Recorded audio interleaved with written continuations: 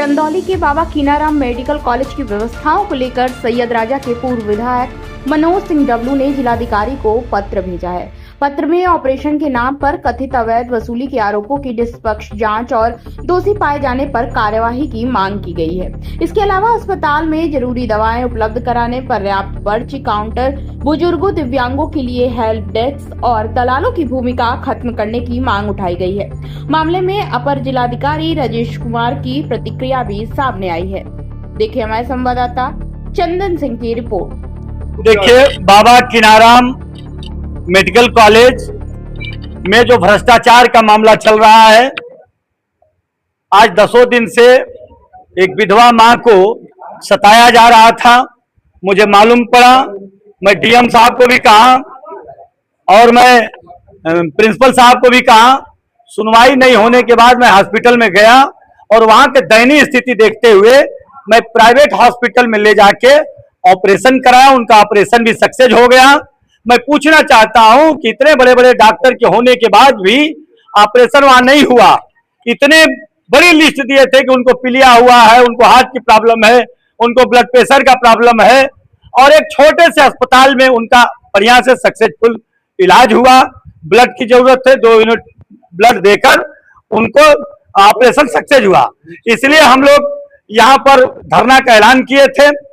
DM साहब ने त्रिस्तरीय कमेटी का गठन किए थे, सीएमओ साहब, प्रिंसिपल साहब और एडीएम साहब के नेतृत्व में हुआ। तो हम लोग भी हम राम जन्म यादव जी की अध्यक्षता में हरदेव मौर्य जी, संतोष उपाध्याय जी और मनोज कुमार सिंह डबलू के नेतृत्व में 4 लोग हम लोग यहाँ पर आए थे और आके कमेटी में बात किए और आश्वासन मिला है कि पूरी जांच होगी और 9 सूत्री हम मांग किए हैं। एडीएम साहब कहे सब इसकी होगी, अगर नहीं पूरा होगा तो आप बाध्य हैं धरना करने के लिए।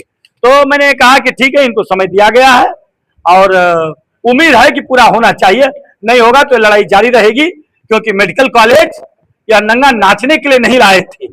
मेडिकल कॉलेज चंदौली में इसलिए लाए थे ताकि हमारे लोगों का भला हो सके। कितने दिनों का समय दिया गया? 1 महीना का समय दिए हैं कि 1 महीना के अंदर सब दुरुस्त हो जाएगा।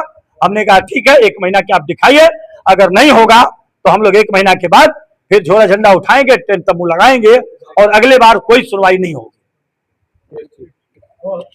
एक मरीज को लेके कंसर्न था इनका, तो उसको संज्ञान लेते हुए हम लोगों ने क्विकली इस पे कार्रवाई कर दिया था और डीएम सर ने इसके लिहाज से जिस तरह समिति भी बनाई है, जो भी इनकी ग्रीवांसेस से हॉस्पिटल में जो भी दिक्कतें चल रही हैं उसको हम लोग जो है रेक्टिफाई कराएंगे और समिति पूरी विधिवत जांच करेगी। इस लिहाज से जो है एक प्रारंभिक इंटरनल इंक्वायरी के लिए प्रिंसिपल को भी कहा गया है, उनको सुकाज भी जारी किया गया है और एक उच्च स्तरीय समिति गठित की है जिसमें मैं हूँ, सीएमओ साहब हैं और एडिशनल एसपी साहब हैं।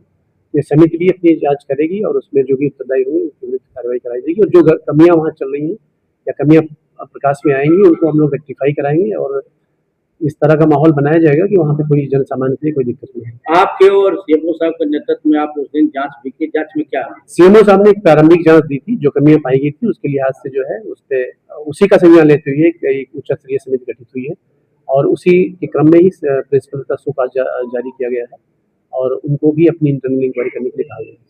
आज जो बैठक हुई इसमें क्या इसमें जो उन्होंने ज्ञापन दिया, जो बिंदु है हॉस्पिटल में समस्याओं को लेके हैं और उसको हम लोग रेक्टिफाई कराएंगे, उसकी जांच करेंगे और उसमें कमियां होंगी उसको सही करवाएंगे, दुरुस्त कराएंगे, जो उत्तरदायी होंगे उनको जो दंडित भी करवाएंगे।